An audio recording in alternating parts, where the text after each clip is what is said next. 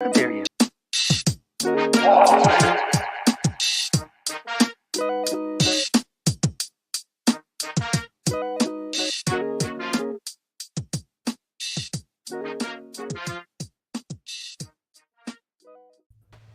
Hey, there we go. Wait, there it is. Go to zoom in. Everybody get a good look at that face. Bro, it's kind of weak. You came weak today, bro. I feel like you've done that one. I feel like This you've done is that sexy lighting. This is not clown lighting. one. Oh, there it is. Got you. Oops. Hey, welcome everybody, ladies and gentlemen. Thank you so much for hanging out with us. This is the Evening Juice from Lemon City Live, Season 7, Episode 41. It's a Tuesday night. We're getting back into it. We're joined today with Ricky J. Marc. That is man, you got all them letters after your name too, bro. Like that's some fancy stuff there. I don't know what that means, but they cost a lot. Yeah, I feel like they do, but I'm gonna take it as respect, so I'm gonna give it to you. Now we're joined by Ricky J. Marc here from the 5 Reason Sports Network, which has been blowing up, and they are our streaming partners. We stream on their channel, so thank you so much for joining us. If you're a 5 Reasons fan and making us a part of your evening, appreciate it. And if you're listening to us on the podcast, make sure to like and subscribe. And for those of you watching on our Facebook and our Twitter, man, yo, what's up? You know the deal. You know how we get down. It's going to be a good time. Gus is running late. It's all good. He'll be here soon. He's got some stuff going on, but we're joined, man. Today it's free agency. We got basketball stuff to talk about. We got F1 or FU to talk about. Then we got some Vice City FC. We got everything here. But, Ricky, bro, we're going to start something with you. I didn't tell you about this before the show, okay? This is something we're going to start doing new with everybody. Let's sneak attack. Sure, yeah. Why not? A little judo chop here. No pressure.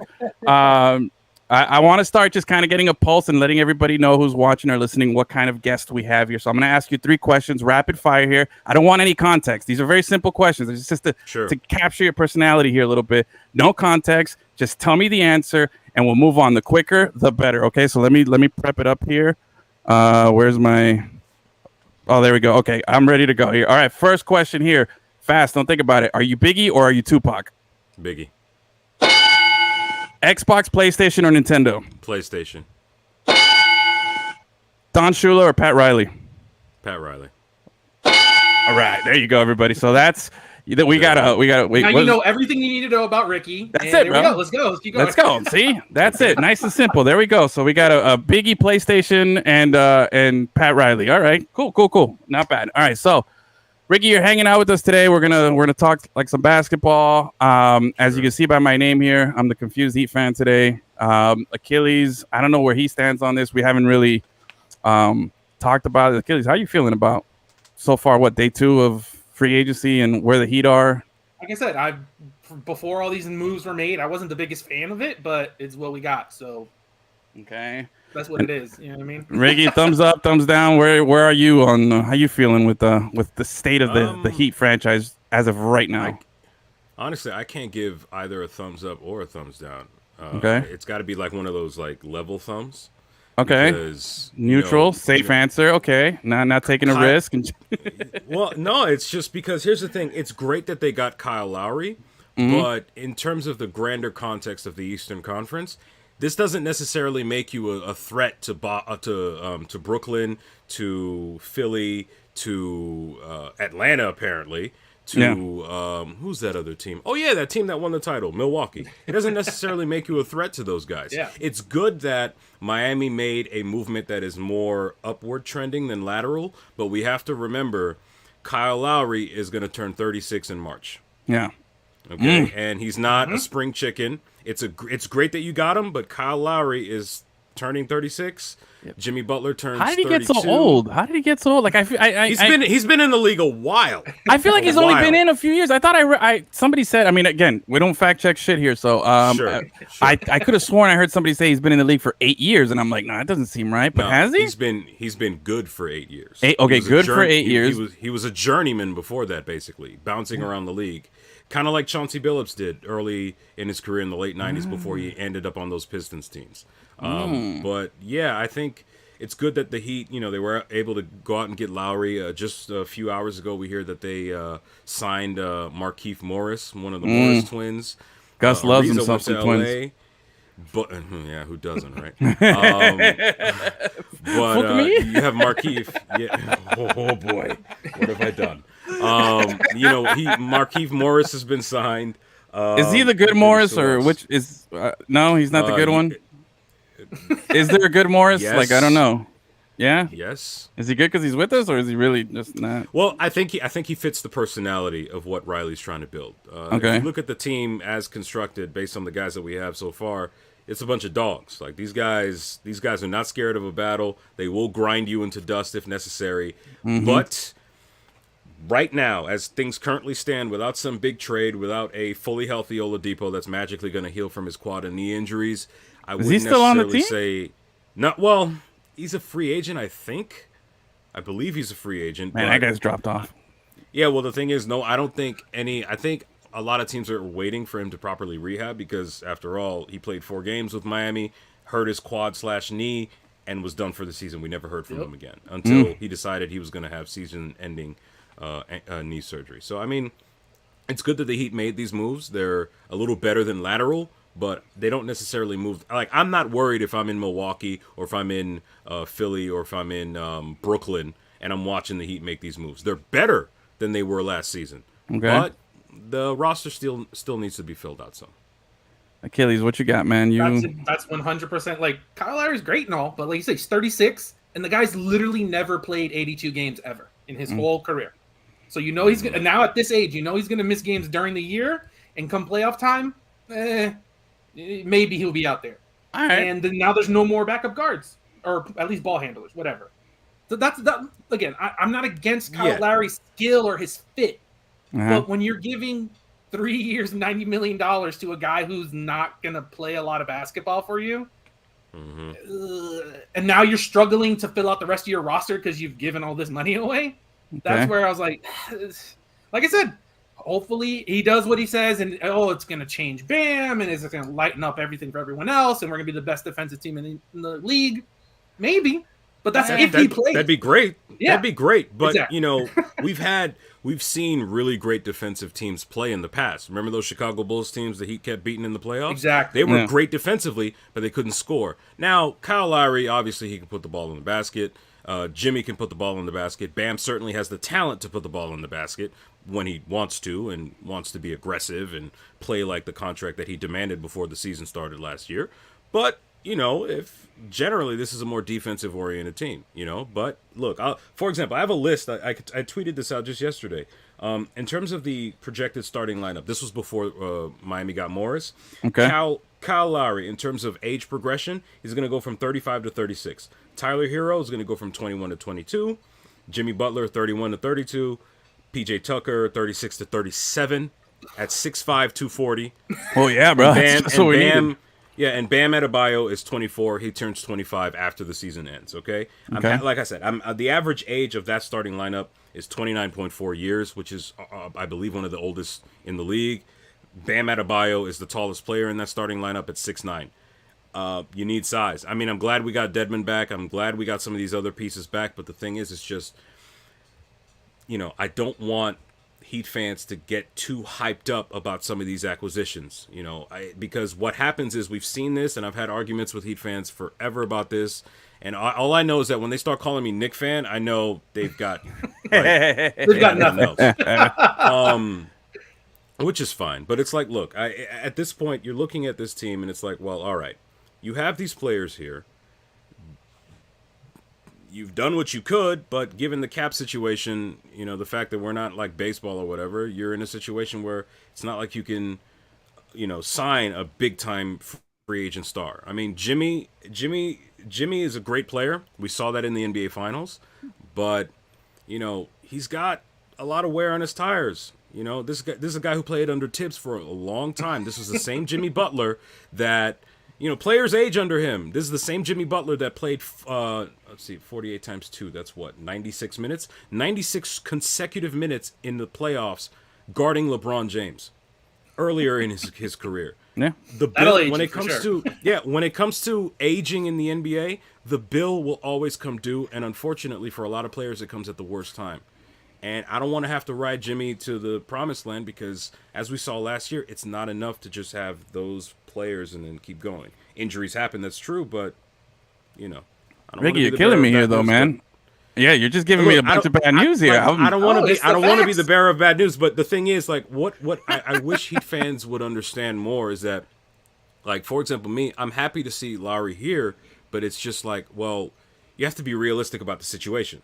When I saw the Heat getting swept last year after that first game, when I said that the best chance of beating the Bucks was in that game one, it's not like I was miserable. It was like, well, we are who we are. It's nothing you can do. In many ways, it's more of like an international football fan's perspective. Mm-hmm. If you know you're good, yes, you have a puncher's chance. But if you know you're not good enough to beat this other team, you can just hope for the best. And if something goes your way, great. You can advance into a few more rounds. We'll see what happens, though.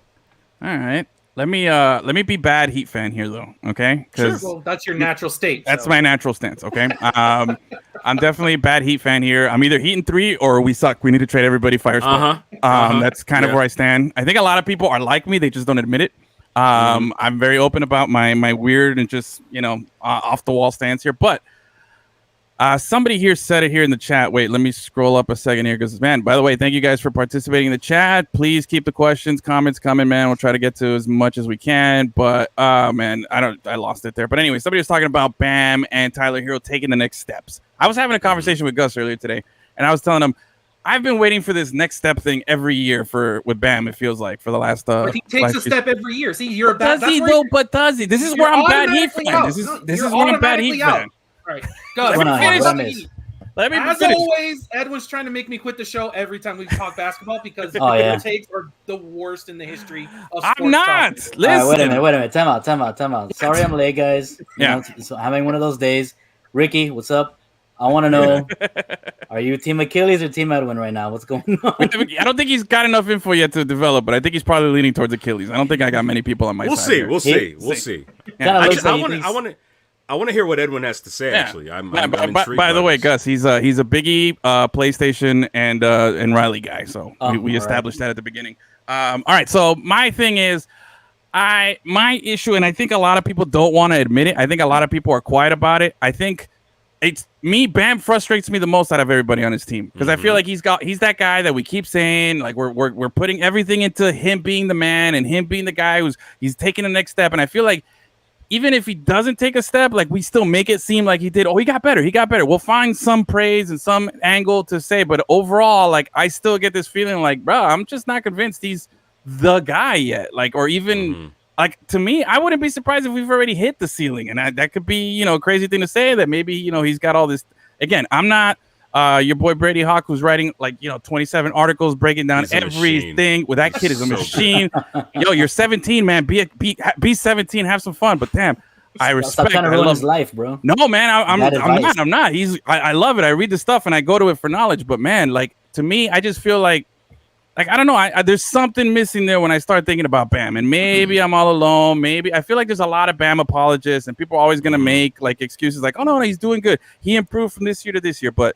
It was, I think, and I was mentioning this to Gus earlier. It was about like 3 years ago, I think, that we had Tobin on the show, right? He came over. We had a really good podcast. And I was asking him who's he most excited for this season. And he told me, oh, Bam, this is the year he takes that leap and he does that. And I feel like, that's carried over the following year.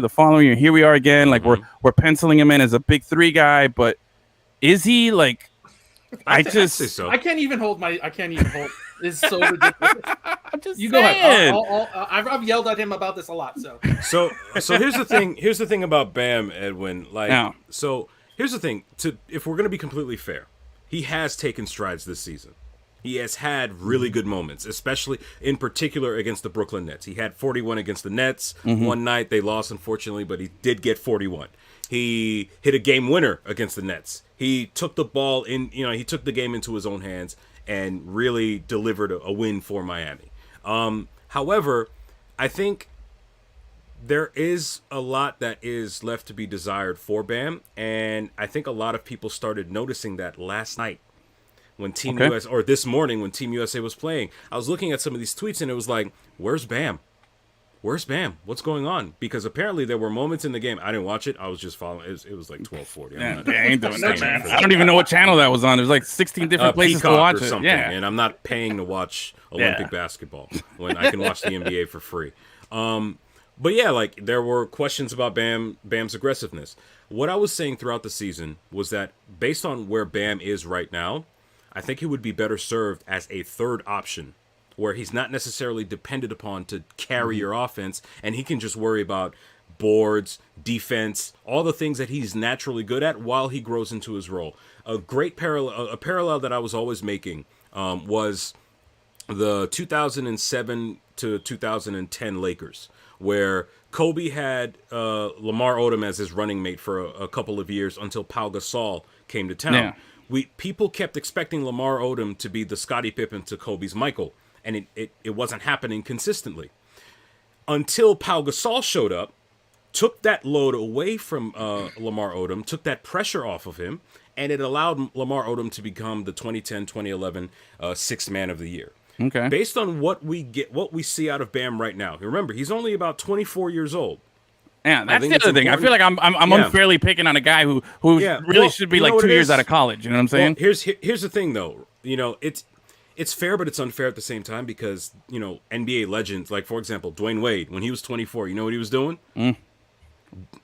Carrying the Heat to a 6-game victory over the Dallas Mavericks. Yeah, right? I heard of him. But at the same time, there are some players that don't really become anything special until later in their careers, like say Kyle Lowry, you see, or you know things like that. So you know, I think Bam right now for me is better served as a third option, which is one of the reasons why I'm happy to see Kyle Lowry here.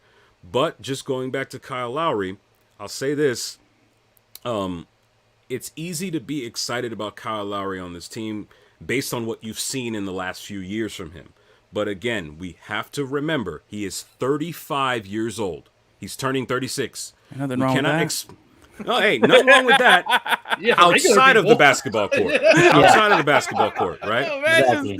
I'm like, damn, man, I want to be 35 No, again. outside of the basketball court. But the thing is, it's like we can't because I know whenever a player signs, whether it's in football or basketball or whatever, what do? We go straight to the YouTube. We go straight to YouTube to see what that was an what Edwin we can comment right expect there. out of. We go straight to YouTube to see what we can expect out of him. And the thing is, it's like realistically, look.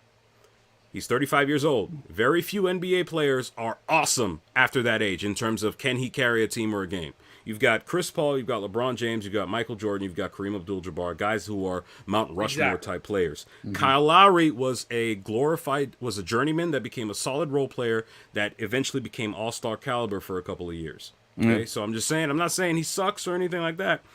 Just don't be upset. Temper your expectations. Right. When a 36-year-old Kyle Lowry is not giving you what you need, because remember, Goran Dragic wasn't necessarily himself last season. Yeah. He was riddled with injury and he was getting older. Yeah, after that foot injury, he felt like he was washed. It sucked. All right.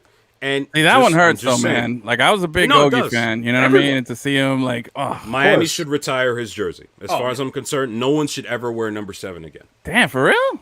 Like that? Like that much? I mean that. I mean, I like the dude, but really? Look, okay. As far as I'm concerned, Goran Dragic made himself a made man in Miami after Game 7 of the 2016 Eastern Conference quarterfinals against Charlotte, when he had like 25, 7, and 5, and he was basically bullying Kemba Walker. And he basically guided Miami to that second round. Of course, after Dwayne's heroics in Game 6. He also helped force a Game 7. He also helped force a Game 7 against Toronto the following round with a career-high 30 points. So, he's a made man. He gave everything to this team. It's a shame that we're probably never going to see him lift up the Larry O'Brien as a member of this team. But,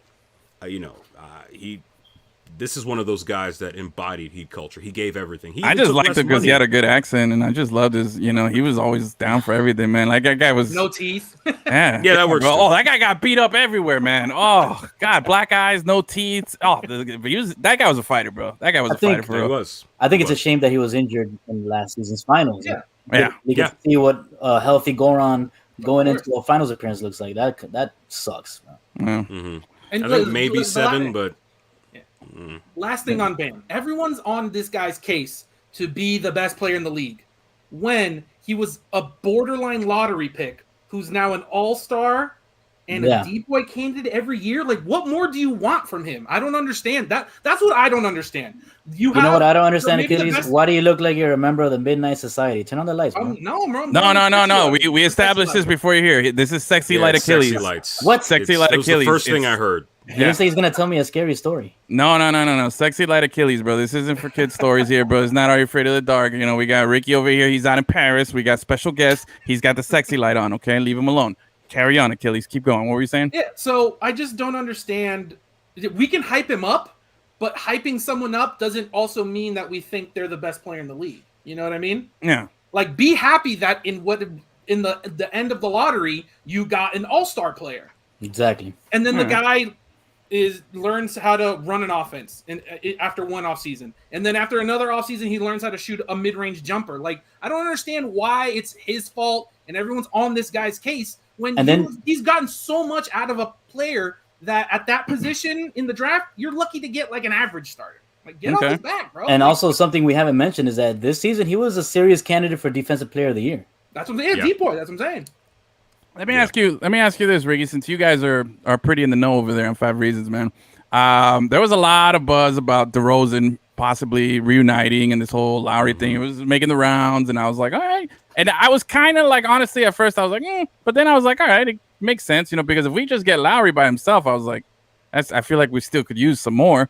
But with DeRozan, I was like, all right, maybe the package deal might be a little better sell and everything. But, yo, he signed for, what is it, like, how much money did he get out of Chicago? Like 80-something million right now for like 3 years, DeRozan did. And a good deal. Yeah, and there's no way we're gonna give him like a mid-level, like that was it. So like, I mean, realistically, was that even an option? Like, why were we even talking about it? Like, why were people so hyped about it if he's like the disparity between what he actually signed for and what we could have offered is not even close?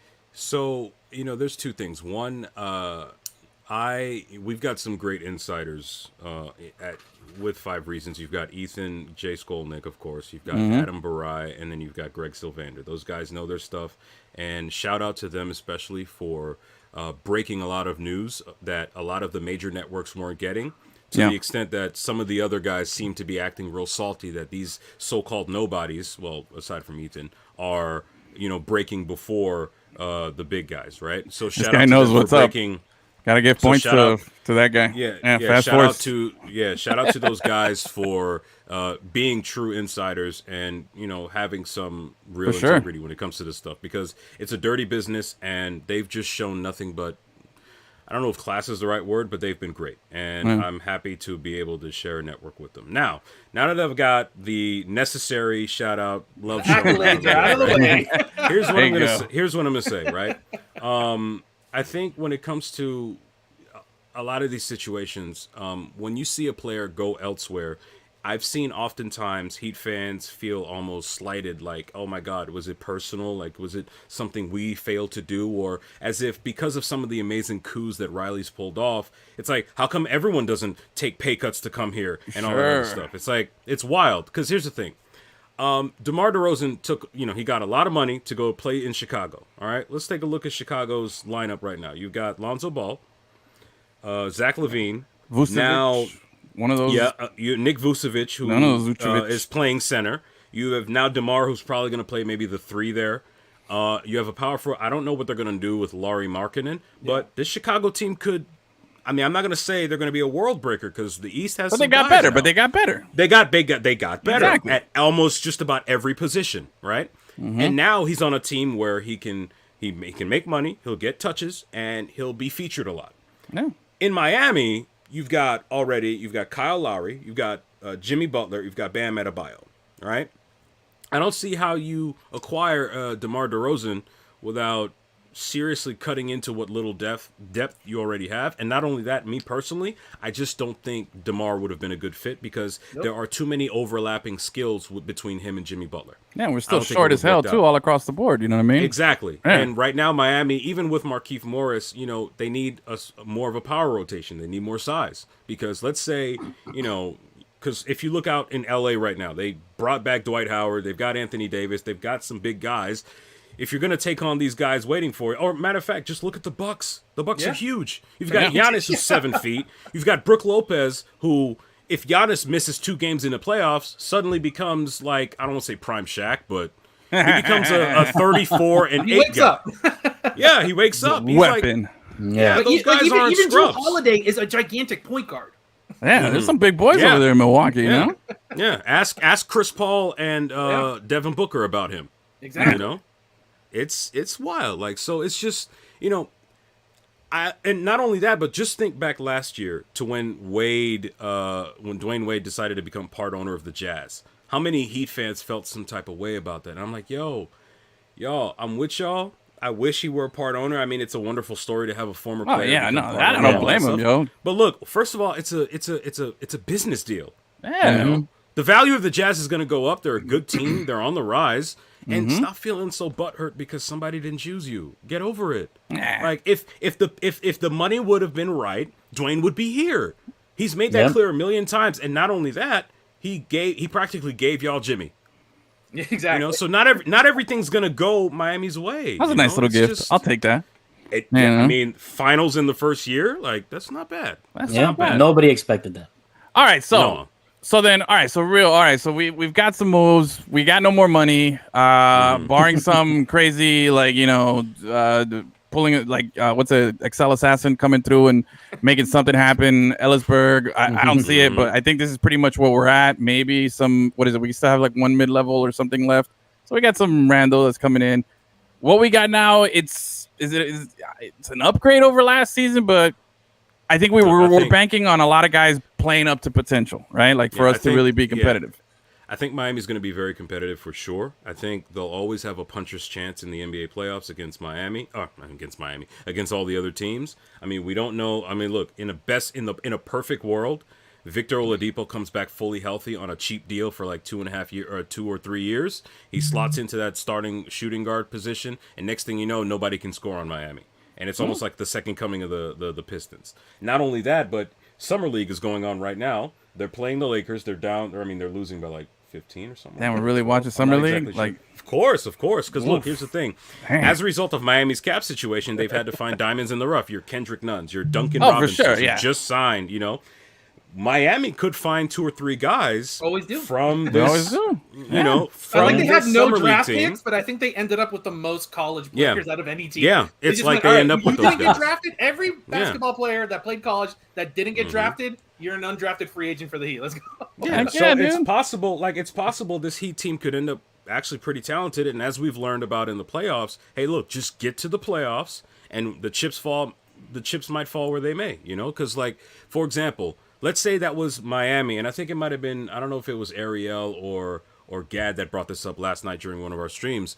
You know, suppose that's in the conference finals because Miami ends up in the 5th spot instead of the 7th. That's Miami who somehow shocks they beat the Knicks. They somehow shock the Sixers, and then they get to Game 5 with Milwaukee. And let's say God forbid his knee goes a little bit further back, and Giannis is gone. Yeah, you have the Heat back in the finals. Yeah, you see, it's a game of inches. You know, it's a game of inches. Hey, ask Kevin Durant. Yeah, he knows all about how big his feet. You know, exactly. So I mean, you know, I think it's possible. I think Miami is being molded in the image of Pat Riley. You've got a bunch of tough, scrappy guys that can, you know, you're developing some shooters. You brought your main shooter back. Strus is coming back. I think I'm high on Max Strus. I think he's going to become a pretty solid player in this league, and he's pretty athletic too. That's what I was gonna say. He's Duncan Robinson, but he'll dunk on a fool, but tougher. Yeah. So I think Miami, they are well positioned to become a dark horse, but of course we're going to have to wait and see what happens. But, you know, I have no problem saying that while at the same time saying that, well, you know, so far free agency hasn't been super great. You know, it's been solid, but not oh, man, we can really take it to the Bucks now. I don't know. We'll have to see. All these people on Heat Twitter are like, oh, Kyle Lowry's the best, and blah, blah, blah, blah, blah. And he did that. I'm like... Yeah, but if he signed with LA, he would have been trash with a big butt, for sure. I saw someone put out, like, oh, he's a flopper, and then like it stopped. Wait, no, I gotta take that out of my mind. Yeah, you gotta delete all those tweets from back in the day. Yeah, exactly. Yeah, man. So we'll see. Hopefully, Kyle Lowry has a little bit left in the tank, thanks to Jimmy and Bam, having high usage rates, and hopefully Duncan comes along, and like you said, Edwin, Tyler, or I think it was somebody in the comments, like if Tyler can truly make a leap or take a leap this offseason and come back as a solid, consistent, like a baby Gordon Hayward type of player or something, that bodes well for Miami. That makes Miami even better. But it doesn't necessarily erase some of the problems that Miami has, such as size and rebounding. You're gonna have to have that. Maybe a full season with Dwayne Dedmon might fix that. But I'll just finish with this wild take that might be considered wild by some people. Oh, give it to me. I think Bam Adebayo is a power forward. I don't think he's an NBA center. I think he should play forward. Miami needs to find a center, but that's something else.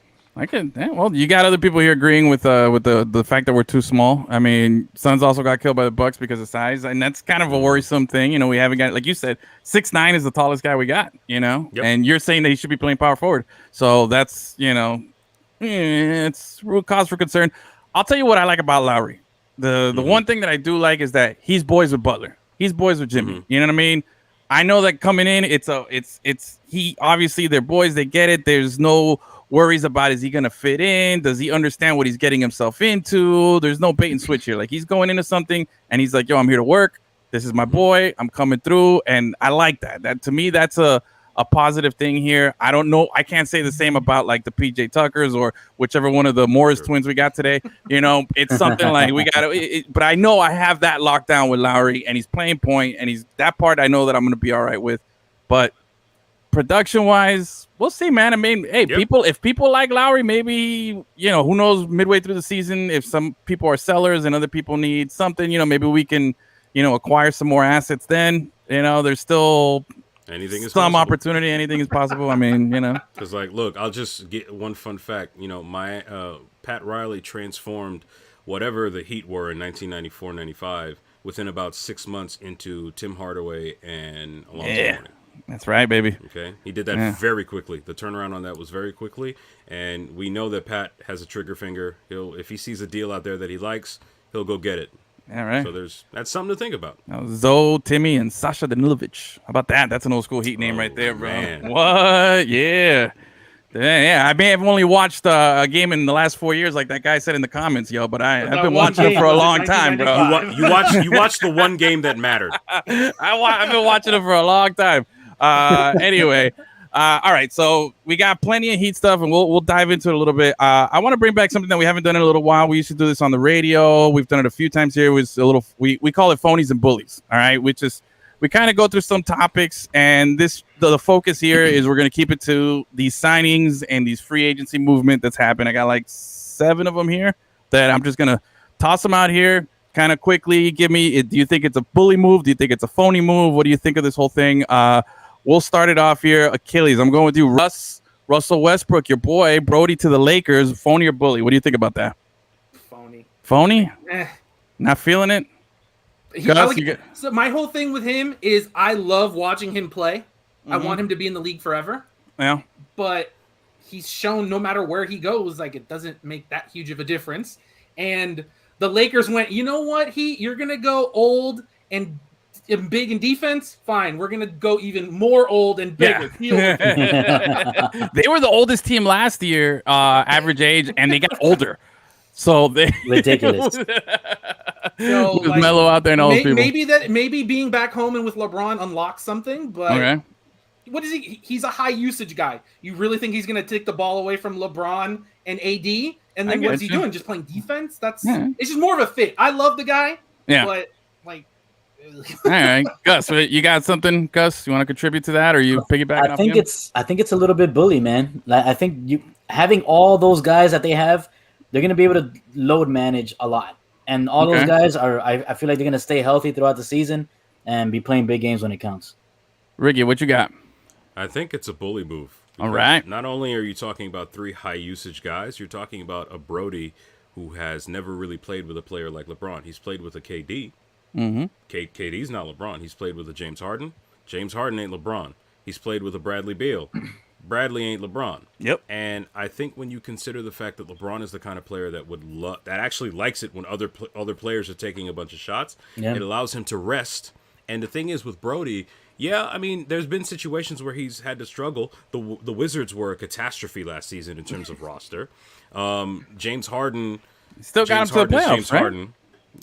Yeah, barely. Yeah. That was two people. I can't name another Wizard. I can't even name another Wizard. What we might say about Westbrook is that, people might have issues with him, but here's the thing: every time he leaves, they love him. Yeah. They show appreciation to him because he's a great teammate. I love him. That's what I said. I love him. Yeah. We can talk about his style of play, which can be problematic, but at this point in his career, with AD and LeBron right there, I don't think you're going to get the same kind of Russell Westbrook. I don't think you're going to get a stat pattern. You're going to get a guy who actually tries to play within the offense. Because if I remember this correctly, that first year when it was him, Melo, and Paul George, he wasn't exactly selfish. I distinctly remember a game in which he actually passed it to Melo for the game-winning three. Yeah. Melo hits it, and I think they hit a game winner on the other side. They ended up losing, but that's not Brody's fault. Nah. It is what it is. So now that he's going to be in LA with LeBron, with AD, keep in mind, this is a conversation that they were having for weeks leading up to this point. You have to think that going into this situation, there's going to be a different approach. Now, if you want to demonstrate some worries about spacing and shooting, that's fair. That's absolutely fair. But consider this. AD can stretch the floor. LeBron has gotten ridiculously efficient since Spo got his hands on him. And not only that, they're currently in the process of signing guards that can shoot. I mean, they were able to get Kendrick Nunn. They were able to bring back Wayne Ellington. They got Wayne Ellington. Everyone. They got shooters. There's a chance they might. I mean, I don't claim to know like some rumors or whatever, but there's a chance. Who knows? Who's to say that they don't set up some sort of sign and trade setup where they send Dennis Schroeder out to Philly or something for Danny Green or something. I mean, please, who knows? Because they're going to automatically lose. That guy. And not only that. That's a different topic. Well, yeah. If Danny Green hits that 3, you lose in 5 and not 6. But yeah. So the thing with like all that is just like you have shooting, you have spacing. Those are concerns, but you also have age. That's something that concerns me. Now I see some of the recent signings are like, okay, all right, they're trying to bring down that average age. But I think Brody was a great get for the Lakers. Yeah. I think it's a good fit. It's not bad. It's just if you're asking me if that's going to be what puts them over the top, I don't think so, because AD, you can't guarantee that he's going to finish a season. LeBron is a lot older. He got hurt for the first time in his career. So when you put those factors in it, and if worst case scenario, it's just Brody and a bunch of shooters. Oh, so you see what you said about injuries. Okay, so AD has always been injury prone. That's factual. That's what I'm saying. LeBron's injuries have been freak injuries. Like last year, the ankle, somebody rolled on his ankle and he was out for sure. A while, right? But those he was like, that's the first time he went, I'm good, bro. I need to take a break. A lot of those injuries they weren't like wear and tear, where it's like he's picking up issues and stuff like that. I guess with Westbrook. With Westbrook playing, and keep in mind, this is the way they got this set up. LeBron's got a tight ship. He's not just going to let one player just go off, run amok. You're going to play within that system or bye. That's just how it is. Bron trades his friends. It's not a problem. Bron's a player GM. You know what I'm saying? So I'm definitely. I know where you're going at. Yeah, I'm optimistic, but I think seriously, like AD really has to reconfigure his training because either there's I don't know if he's Mr. Glass, man. That guy's Mr. Glass, but he has to figure out how to get stronger and to stay healthy because you want them to trap lightning in a bottle again like they did in 2020, but it'd be great if AD were to actually play a playoff game in June or April or May. Look, I'll tell you, I think this move has bully potential all over it, and this is why I think what Brody brings to the table. There was did you guys watch the I Hate Christian Laettner documentary? On 30 for 30, there was a line in there that I think sums up what Brody is and what he could be. And Coach K was saying that Christian Laettner think of it, having him on your team is like if you own a building and you're the superintendent and he's the heat. If you got to control him just right and it'll power everybody and everybody's happy. But if you do too much, you can set the whole place ablaze. And I think that's kind of like you were saying, all those people that are not LeBron are bad soups. You know what I mean? Those are guys that just didn't know how to handle it. I think LeBron is the perfect guy for Brody to go in there, pair up with. He listens. There's mutual respect. And like he said, he's the player GM. He's definitely going to bring you. Now, the real key here, and I think that I'm telling you, this move is good for the Lakers. If Mr. Glass can stay healthy And those three can coexist, which I think they can. And the key is if this guy stays healthy, to me, that's a championship squad, man. Like I got them as number 1 in the West. I don't really see how they can really they're just solid, bro. Anthony Davis should be the best player in the NBA. Like that guy has every talent, every skill, everything you want. You know what I mean? But he's always hurt, man. You know what I'm saying? So if he were to stay healthy, man, I got no doubt that LeBron and Brody are going to coexist. So, all right, we got a couple more here. Let's go through these a little quicker here. How about Steph's $200 million extension for the second time in his career? I think that's a universal bully, man. I don't know about you guys. Bully, right? Yeah. Give him all the money in the world, bro. Damn, $200 million. He changed the way people play basketball. Just give him money. Exactly. Give him a better shoe. Give him a better shoe also. Yeah. See, that's you don't like the don't get into that, Evan. I don't. Oh man, I'm definitely not do any of you guys own Under Armour shoes? Like I've just not. Can't put myself to buy a pair of shoes. Basketball shoes. Yeah, I have like one T-shirt of Under Armour. I think that's all I got. I'm not an Under Armour guy, and I'm not like a Nike loyalist. I'll wear whatever. I got I got a pair of Converse behind me over here, but I'm not gonna rock some Under Armour, man. I'm just not with it. All right, how about Lonzo to Chicago? Is that a bully move? I mean, that makes Chicago pretty good. I like it. I wish he came to Miami. Exactly. I wanted him. Yeah. I wanted him, and Achilles and I were both on that same page that we wanted him. I think the real issue here, and Gus brought this up earlier today, is why does he get to be called Zoe? There should only be one Zoe. Why are we calling Alonzo? And then his younger brother is Melo. There's already a Melo in the league. Yeah. That's some disrespect, though, man. I mean, come on. No, that's some disrespect, man. I feel like the past couple of decades, NBA just sucks at coming up with nicknames for these players. For real, dude. Like, it's who's the real MJ then? Is it Mary Jane Watson or Michael Jordan? Oh, dude. There's no monopoly on nicknames, man. No, man. But I think that's like low, like come on, Alonzo, the best you can come up with is Zoe. It's not like there's that many Alonzos out there, you know what I'm saying? They're playing NBA and you got a couple and you're gonna call them the same thing. Like, get a little creativity, man. Just like phone it in, ask somebody for some help, man. Damn, if you can come up with a better name. I'm just saying, man. Oh man. So, hey, shout out to Francisco. Hey, man. Yeah, that's what's up, man. You know, I like that. Oh, our boy Taylor's in the house, man. What's up, Taylor? I like the rock shoes for workouts, but I haven't worked out in 6 months. I feel you, bro. I feel you. Again, all their other shoes are good. Miami FC used to get Under Armour shoes every year, and I'm special. I used to get a pair, and they were fantastic, bro. Fantastic shoes. But their basketball shoes are trash, and they've been trash since I was at Auburn. Yeah. And all the players were like, "Yo, no, I'm not wearing Under Armour shoes. These are the worst." We'll put tape over the Nike. We'll do whatever we have to do to not wear free Under Armour basketball shoes. Damn. And that's not even the. I saw a bunch of those Steph shoes at Ross for like $20 one time, and I was trying to find a pair that would look kind of decent, but I don't know, man. It's just not a good look for a guy who makes 200 freaking million. I don't mean to break in on this, but Omer Yurtseven has 25 points. Dude, I saw that he was balling. I had the game on earlier. Yeah. Okay. Thank you for saying his name. Yurt7. All right, there we go. Mm-hmm. Yeah. All right, I'll just go with Yurt. That's a good nickname. See? Look at that. It took you all of like 2 seconds to think of. You know what I'm saying? Like, come on. Well, I mean, it's a New York thing, but that's a New York thing altogether. You know, I feel it, bro. I feel it. All right. Let's see here. How about CP3 making $500 million in his career playing basketball, or damn near $500 million? Is that because? And are you feeling bully, or is that kind of phony? Because I think it's super phony. That guy's phony. I'll never give him bully anything. I don't like that guy. He can dick punch all he wants. How do you go and get $500 million for having a 2-0 lead in the finals as the best thing on your resume, and then blowing it? I don't think that's I think the best thing on his resume is taking a non-playoff team and taking him to the finals.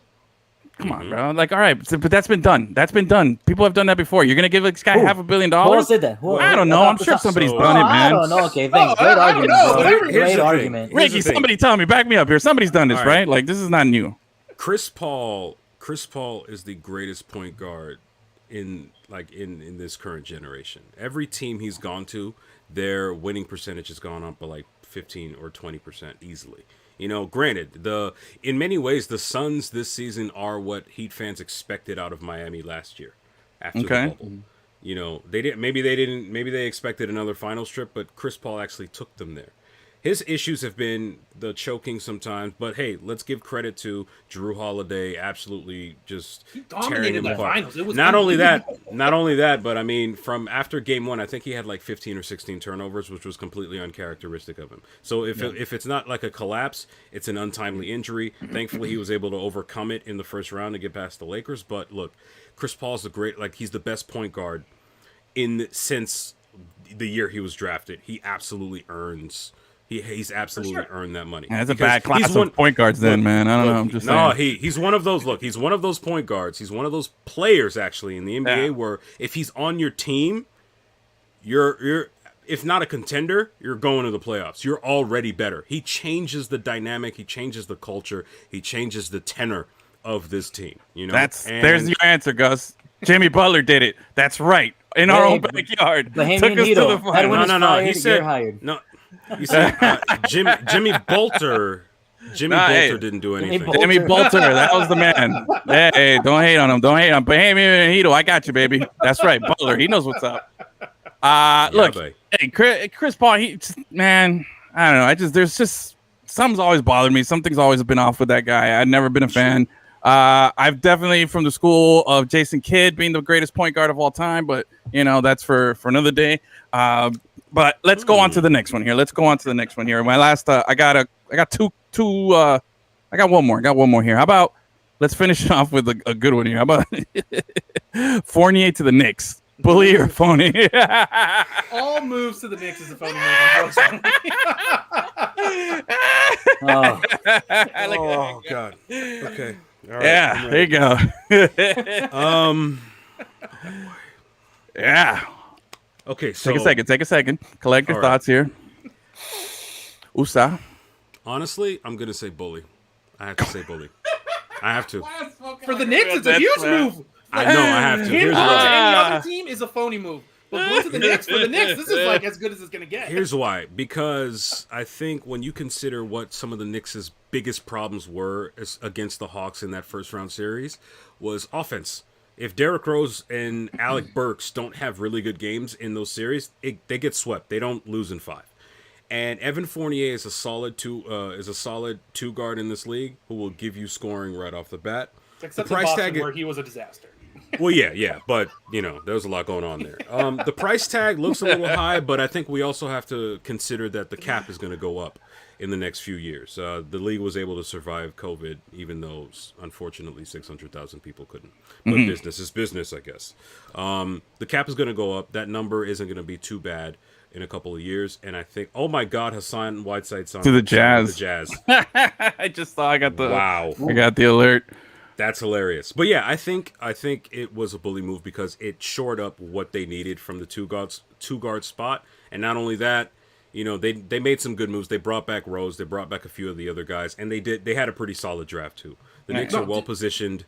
The Knicks are well positioned moving forward. The whole East has completely transformed in like 2 years from a horseshit 2-team conference. So again, the Bulls and the Knicks aren't going to win a championship. Now you have to vote those teams. The Hawks, Philly, Hawks are good. Boston, Milwaukee, everybody, yeah. Yeah, dude, the East is deep I think the now. Heat won. Yeah, I think they won. Okay. Bro. I'm still tripping about. It was so random that they brought him in right before the playoffs last year, and I was like, "What kind of move is this?" That was a Kendrick Nunn deal. Yeah, man, but apparently it's gonna pay off, and now we got a 7-foot offensive dude. I'm still loving your choice of horse shit as the proper shit to quantify what the Eastern Conference was, so dude. Bad. And like I said, now it's a legitimately deep conference. It's legit, man, for real, dude. All right, so the first 2 days overall of NBA free agency have been pretty fun. We got a lot of movement. It's always good. The soap opera kicks in, but you know what? Thursday we got NFL Hall of Fame game. We got football coming right back up, man, in a couple of weeks. It's just gonna take over everything until basketball and everything starts. But I definitely I'm excited. We'll see. I don't know. My expectations here. I think the Heat will compete. I think we're middle of the pack there in the East. I think that's where we fit. Once the ball gets tossed, I'm all 100% behind the Heat, and the propaganda will start going again. But until that moment, I'm gonna question it. But once they're on the field, on the court, I got to get behind them and support them. That's why I'm all heating 3, baby. Like heating 3, baby. Heating 3. Let's go, baby. Yeah. Get your shirts at lemoncitylive.com/shop. We were just trying to peddle shirts and stuff, man. Why not, bro? Oh, man. But I make more than $4.99 an episode. Hey, bro, you're getting called out, bro. You look more like Quiet Gus, bro. You haven't seen him, man. You got to get a couple drinks in him. Check back in on Friday, bro. That's when he gets real yappy. Yeah, we gotta get Friday shows back to get Friday shows back. All right, Ricky. We're gonna take a pause from basketball here. I'm sure we'll dive back into it, man. Because you got that smooth operator voice, dude. We could have definitely used you at Onside, man. I would have loved to have you on there instead of my loud voice. But anyway, do you dabble in the Netflix? I know you're obsessed with your summer league here. You're focused on that, but do you dabble in the Netflix? Okay, so in response to that, I'm going to give a shout out to my little sister Heather because she just got me onto Manifest. I'm in the process of watching the first episode today. I just finished watching Kim's Convenience, which is this Canadian show about a Korean-Canadian family. It was not that bad. It's actually starring the guy who's going to be in Shang-Chi later this year, so look out for that. I finished Yasuke. Thanks again to my little sister. Which was it was a great way for me to get back into anime. So I dabble a little bit. All right, and good. This documentary, something about becoming a tyrant that I just somehow it was good. I watching. I burned through that. Like I was like, I don't know, this might be kind of whack, and I started it, and it was very good. Yeah, I'm on. I think episode 2. Like the dude from Uganda. I forgot his name. I really should know this. But anyways, that's where I'm at right now. Well, you gave props to your little sister. I think maybe sometime next week you're going to give us props because we're going to put you onto something, bro. It's called Drive to Survive. It's the F1 show. It is bananas. All right, let me give you the skinny here, all right? We're officially rolling into F1 or FU, okay? Here it is, F1 or FU. That's what we're at now. Let's go, baby. So here we go. We get into hashtag it. You get in your gear. We're on the grid. These are all terms that you don't know right now, but they're going to make sense. All right, lights out. Boom. Let's do this. All right. So here's what happened about a solid 2 months ago, Achilles, right? Like I think it was like May, June-ish, somewhere around there. Well into 2 months for sure. Yeah, Achilles goes, hey, I'm gonna start watching this show on Netflix. It's about Formula One. I actually had a couple of friends of mine told me the same thing. Achilles gets onto it and he's like, yo, this show is the tits. I love it. I gotta watch this stuff all day. And then on top of that, he's not only is he watching the show, he downloads the game on Xbox because he's an Xbox guy like myself, even though you're cool with PlayStation. It's all right. Yeah, and he downloads the game, the F1 game, he starts racing, he starts telling me about lap times, and then on top of that, he's like, yo, I'm watching the Grand Prix of Monaco this weekend, and it is phenomenal. We had this whole discussion, and he hooked us on F1, and he sold it to us. And now Gus and I, we're about like 1.5 months into our fandom, but we're officially the number one citrus-based Formula One talk show in South Florida, bro. Like we know what's up. We know what's happening. We know everything that's going. Yes. Oh, he got a Honda hat. We've chosen teams. We got favorite racers. So here's what it is. All right, that F1 show on Netflix. You got to watch it. It's like a reality show for rich people, but it's way cooler than like what's that? The stock market. It's like if Hard Knocks was actually interesting. Yes. It's super behind the scenes. Great. I love that. That's a great way to put it. Behind the scenes of all the drama that goes down in F1. And Exactly. It'll hook you automatically. You're onto it, and then you're gonna be like, "Yo, let me. I've learned some stuff." And here's the best part: you can binge on 3 seasons, okay? Because the seasons catches you up to where we are now. Oh yes, because the seasons, okay, the show is recorded during the actual F1 season, right? And then at the end of the season, they show you everything that happened behind the scenes. So you're going to get the behind the scenes of the last 3 years of F1 racing, right? And you're going to be like, yo, that Carlos Sainz guy, he switched teams. Hey, this guy, he did this, that, boom, boom, boom. You're going to be all over it. And then you're going to see the dirty world of dirty racing over here, and it's going to be awesome. And you're going to be hooked on it. And then you're going to be telling everybody else. And then a year from now, we're going to all be at the Grand Prix of Miami just having a good time. It's going to be phenomenal, okay? So the show is great. If you want to dabble in the video game, I got on it too, like Achilles told me to. It was awesome. Now, the races this weekend, right, would have been a great first race for you because it was pure insanity. Insanity. There was so much crazy stuff going on. Achilles, give me the skinny here and why you hate Lewis Hamilton so much. Lewis Hamilton, by the way, are you familiar with the name, Ricky? Yes. He was a sponsor of BlackBerry at one point, back when I used to care about that company. Oh, wow. Hey, whatever the entrance into F1 is, man, it is what it is. Roll with it, baby. Roll with it. All right. So, yeah, he's kind of a big deal. He's a 7-time back-to-back 7-time back-to-back champion. And he's the number 1 racer on the number 1 team that's won 7 championships as well, right? Pretty much. Yeah. So Achilles, he hates him. He doesn't like him. He despises him. It's like the evil empire. It's the way Gus hates the Yankees. Achilles hates Lewis Hamilton. So that's where we're at. Okay. All right. So go for it, Achilles. So go. do you want me just to get into that, or are we do a race recap? What are we doing here? You tell me first. Tell me why you hate Lewis Hamilton, because I know after this week I never had a problem with him. I think he's a great racer. The guy's a GOAT in the sport. Everyone says so for a reason. But these last 2 races have driven me just insane, because they've been getting their asses handed to them by Red Bull, like not even close. And then in the last 2 races, they've gone full sweep the leg and just crashed Red Bull out of both races. All right. And those are the only races that Lewis Hamilton is winning, and he still didn't even win this one. All right. So you had he got in trouble. He took his 10-second penalty because he was obviously in the wrong, taking out the only guy out there who can beat him.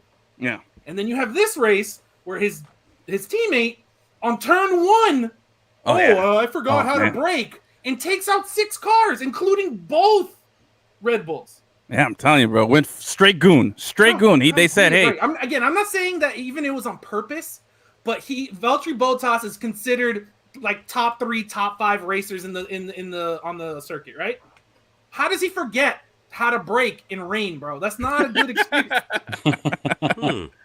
And you take out, again, so the 2 races where Mercedes has performed well this year are the 2 races where they've literally taken out Red Bull. Yeah, they've straight up sent this goon in there. Like the same way, Hackashack? Yeah, that happens in here, except they did all 6 fouls at one time. They said, boom, knock them all out and get everybody DQ'd. And not only do you take out both Red Bull cars, which you can't match, it's just a better car. You take out Leclerc, who's been really good. You take out Lando Norris, who's the only guy who's finished points in every race. And then Lewis Hamilton still finishes second, bro? Like, I don't want to hear it. After all that. I'm so done. And again, win your race. Like, it is what it is. The cards fall as they lie, but be humble about it. It's like at Silverstone, he was like, I worked so hard. This is amazing. Rah!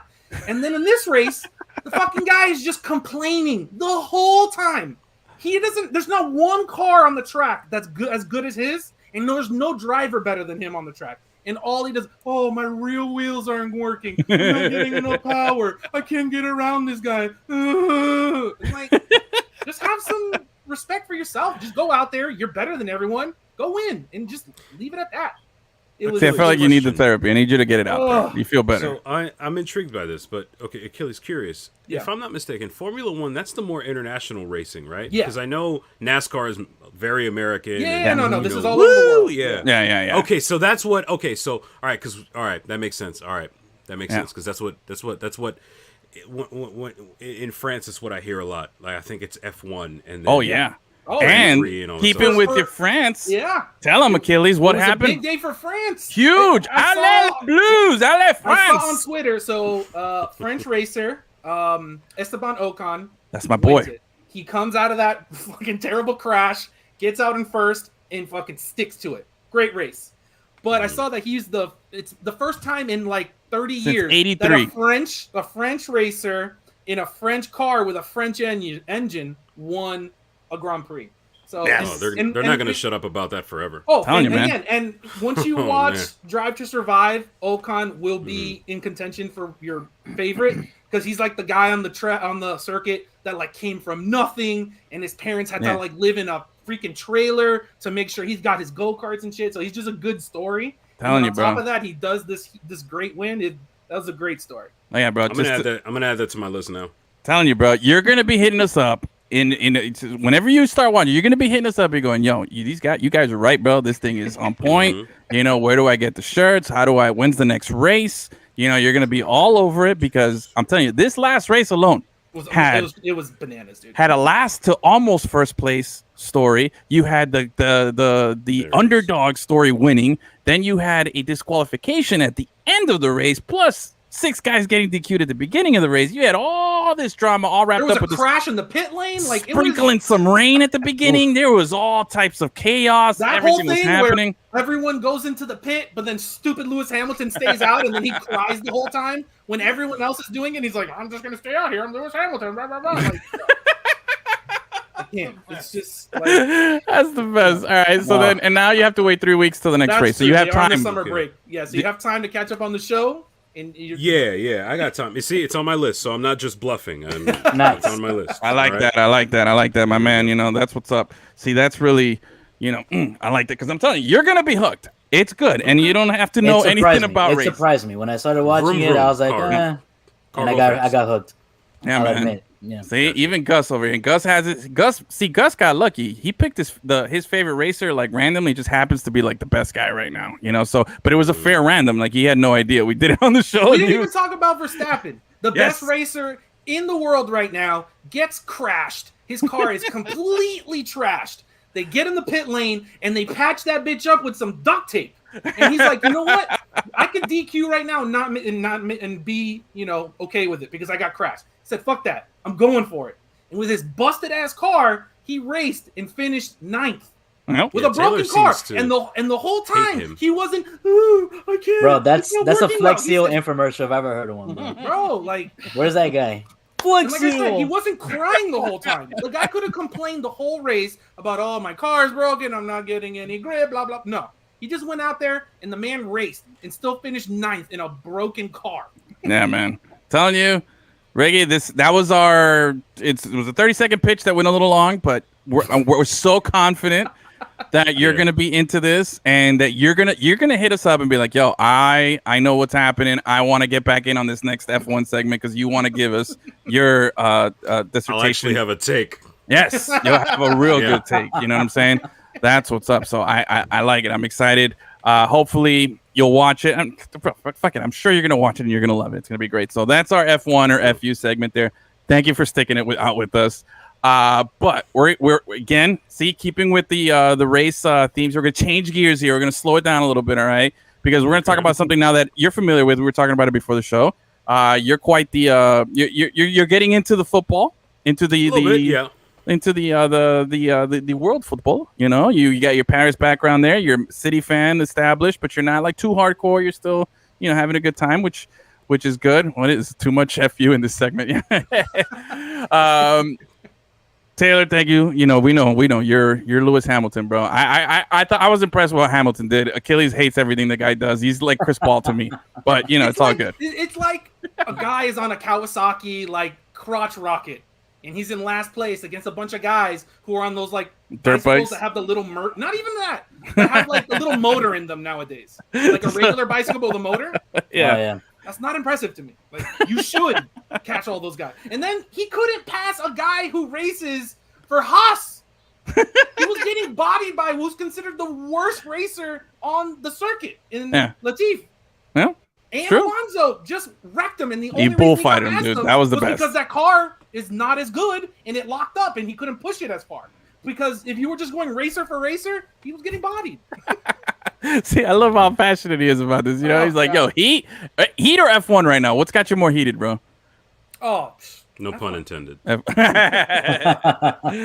right, so let's switch it up here because we got another guest here. Our friend of the show, one of our expert soccer minds that we've been able to become friends. The expert, especially when it comes to Inter Miami. Yeah, especially when it comes to Inter Miami and the USA game. Our friend Alex, you good to come? You ready? All right, here she is. That's what's up. Hello. Alex Windley. Hey, what's up, girl? How you doing? I'm good. How are you guys? All right. Yeah, welcome. All right, hey, you finally get to celebrate a win. It's been a while. How about that? Definitely. Yeah, it's a long time coming. How much easier was it to write that article as opposed to after a loss? Oh, it was really easy. I didn't have to criticize anyone. I mean, I did do some criticism, but it was healthy criticism. But it was a good performance. And how was all right? So we beat Montreal. It was what was the final score? 2-1, I believe. Yeah, 2-1. Over at Drive Pink. In the rain again. Good grief, man. When is it going to stop raining in South Florida, dude? It's just, this is that time of year where it's just every freaking day. Anyway, they go out, they take it. What was your big takeaway from what did they do a little differently this time? Because they were coming off of a draw their last game, and we were trying to say, is it a moral victory, which I hate, We were trying to say, is it something? Can we build off of it? But what was your big takeaway from the actual win? What was it that you think was the biggest contribution to it? That Matuidi got dropped basically, and Neville really solidified that midfield. There was no one that was a liability.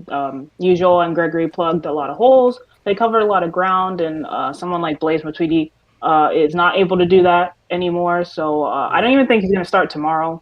He was so great off the bench. Maybe that's just the yeah. But I think that's him. Having more energy and just Neville bringing in a body. Like if Jay Chapman came in, he probably would have done the same thing.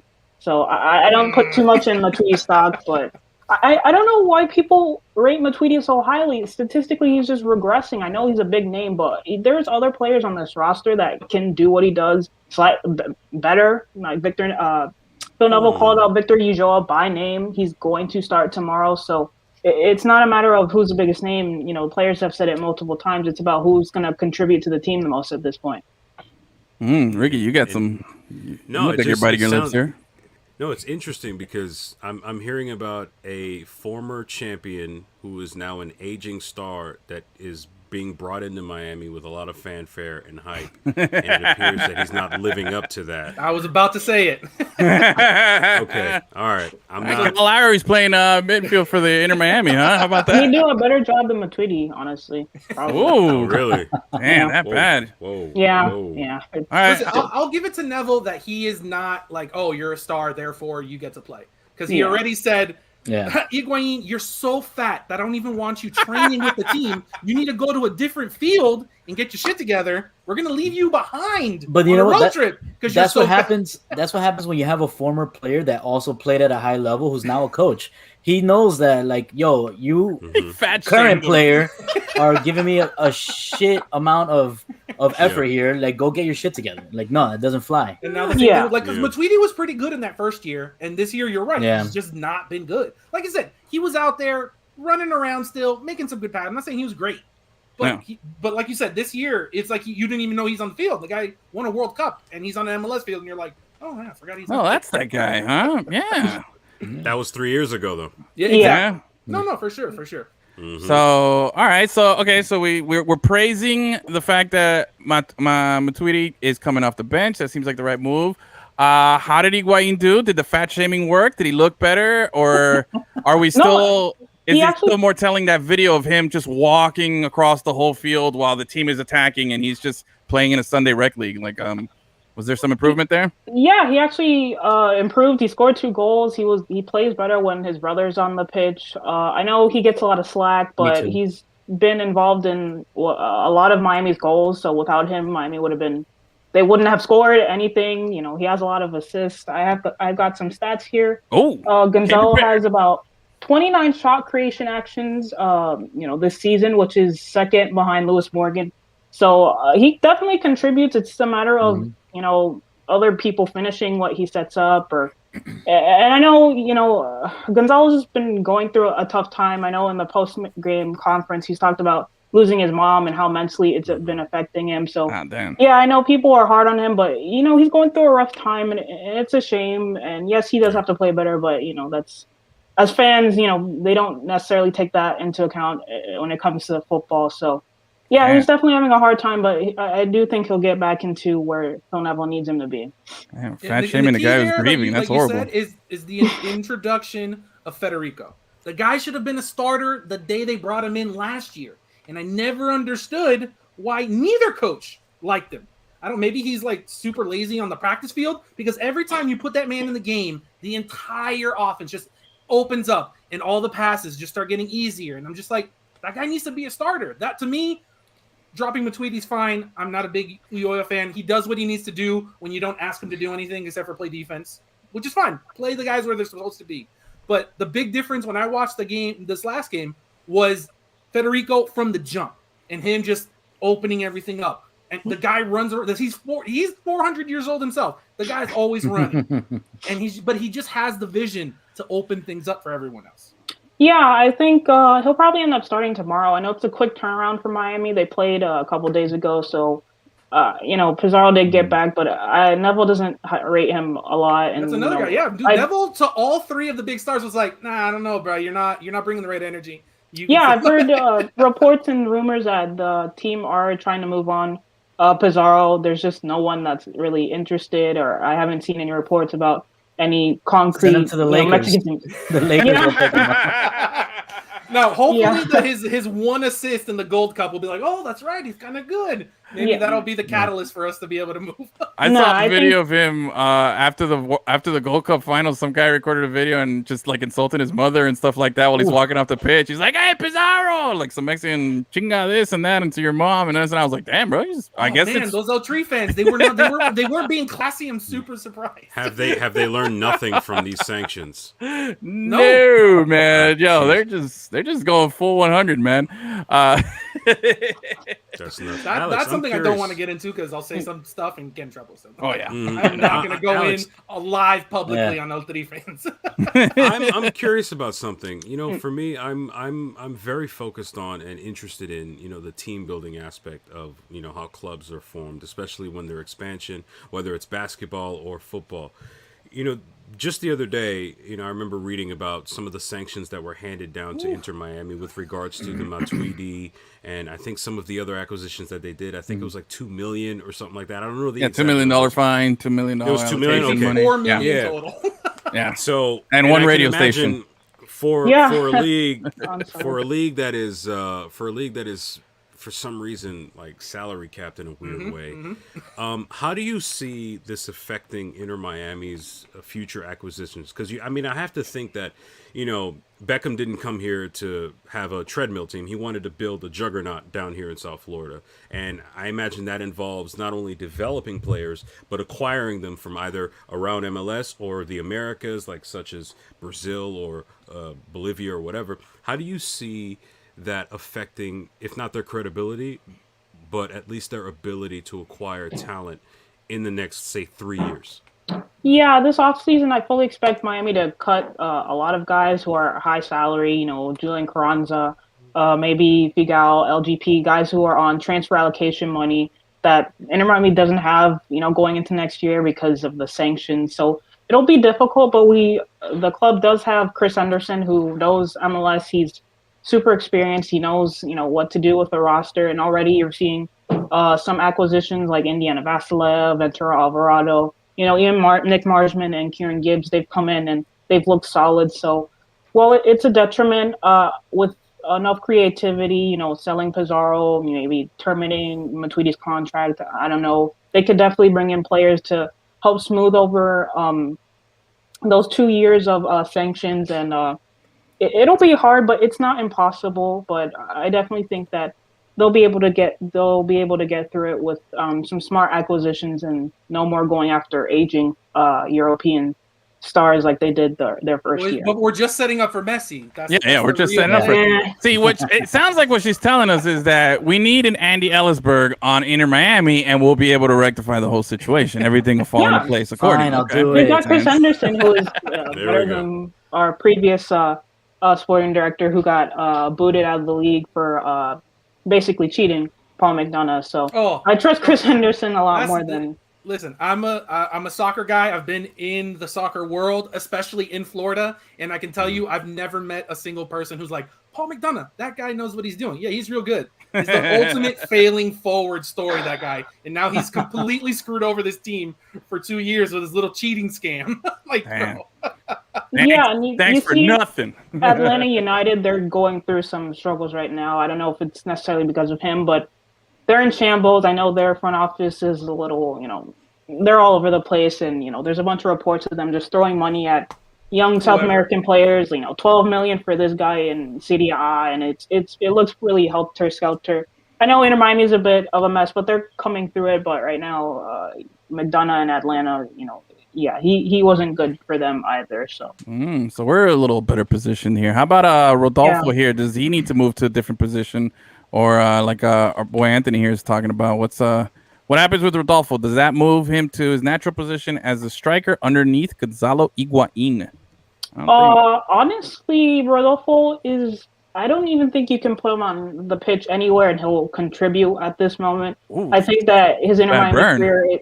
No, it's true. I think his Inter Miami career is, gonna get cut short right now. He doesn't work well with Gonzalo. He's not creative 10 like his brother Gonzalo and Federico have a good connection. So you can't put him on the wing because he's not quick enough for that. You can't play him as a central midfielder because he doesn't have the defensive responsibility. He can't do that job. So right now Rodolfo is basically in a no man's land, and I do think the club will try to just get rid of him as quickly as possible, recuperate some funds if they can find a buyer. But against Orlando tomorrow, he probably will start as the 10. Maybe Federico will probably come in the second half if Miami need a goal or they need to create chances. But Rodolfo, I think he's just not the right fit. I'm sure there's a player in him somewhere, but at Inter Miami, it's just not here. No, it's not at Inter Miami. Inter Miami, their wings play like wings. They're out all the way on the outside. And he's not that kind of guy. I always thought he's like a Hazard type, where he kind of plays a little bit wing, but kind of center attacking mid, where he gets the ball on the left, he dances around you, makes it look like a fool, and cuts in on his right. But that's just not the way they want to play him. And they've shown, both coaches have shown, it's my system or the highway, and unfortunately, he just doesn't fit. Yeah.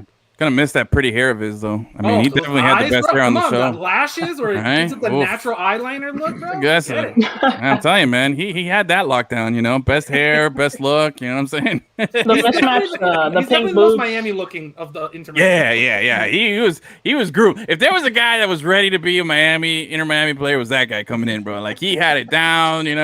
He spoke Spanish. You know what I'm saying? Like, he had everything going for him.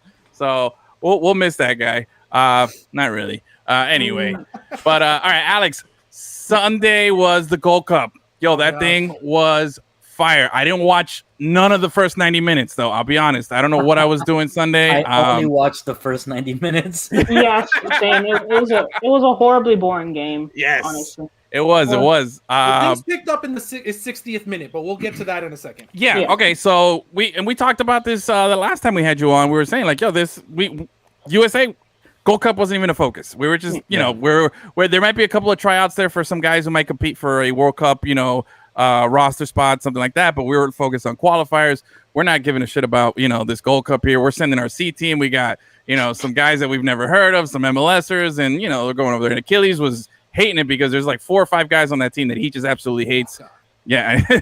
I'm not going to fire you up right now, Achilles, but they kept winning. They kept doing some stuff here. Guys that we're not familiar with, not the household names, not the Pulisic's, not the, the old school names, those Altidores that we got so tired of watching, the Bradleys and whatever else, Carlos Reina. We didn't have his son Reina, we didn't have any of the good stars there.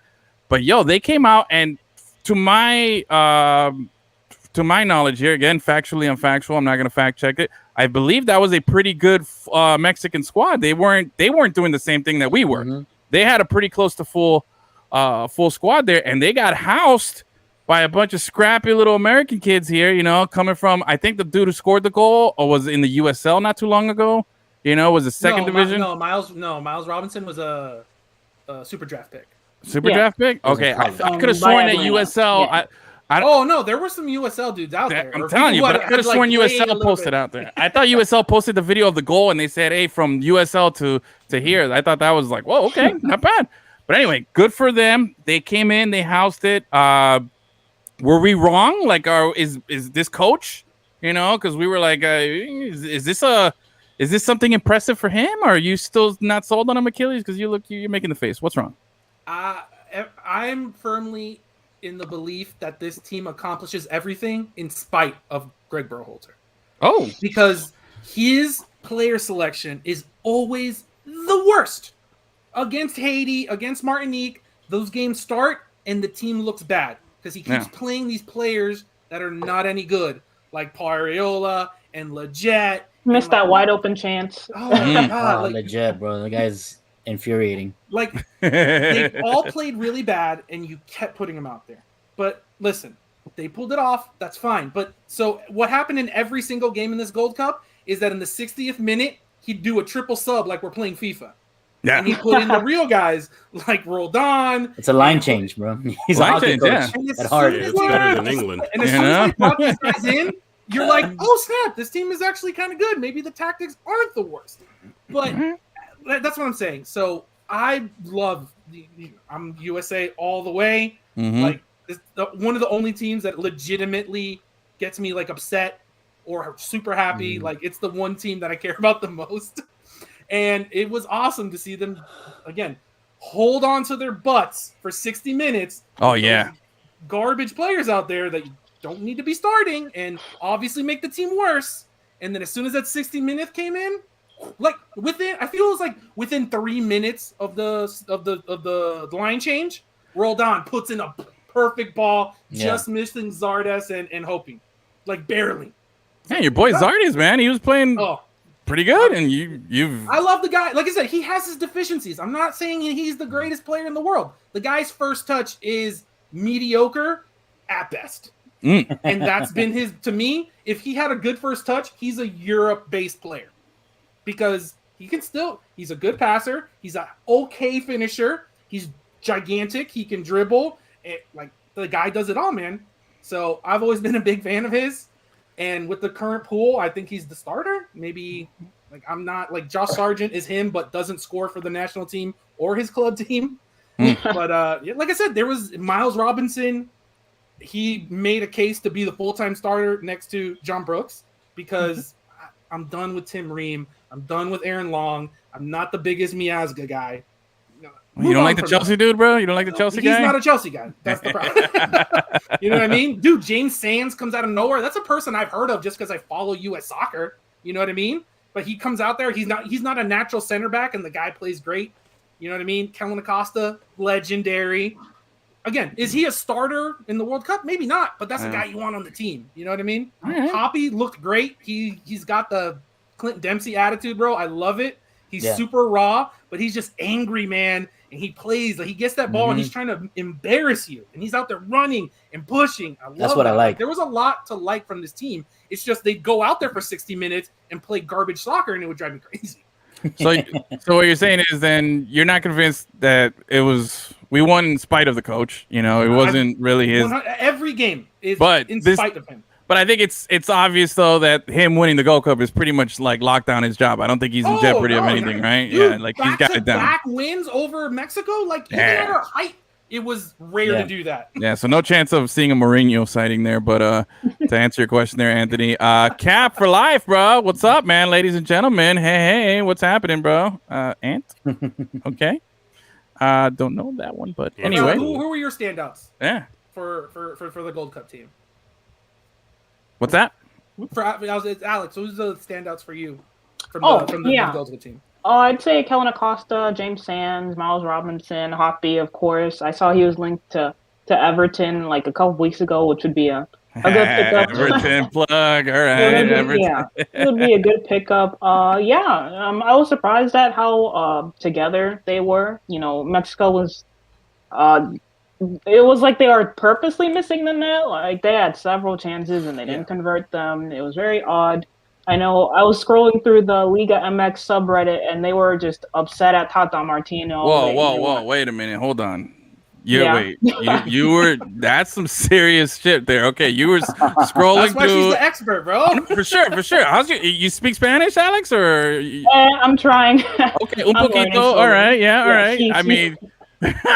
Like she's like I need to find out more. Right. Like that's some serious commitment to being knowledgeable on a subject there, hitting the subreddits in a foreign language. All right. So what did you find anything there? I mean, did you get what you were looking for? Yeah, they were upset at Tata. They want a bunch of players gone. They were saying they were missing a couple of their starters. You know, Raul Jimenez. There you go. Mm-hmm.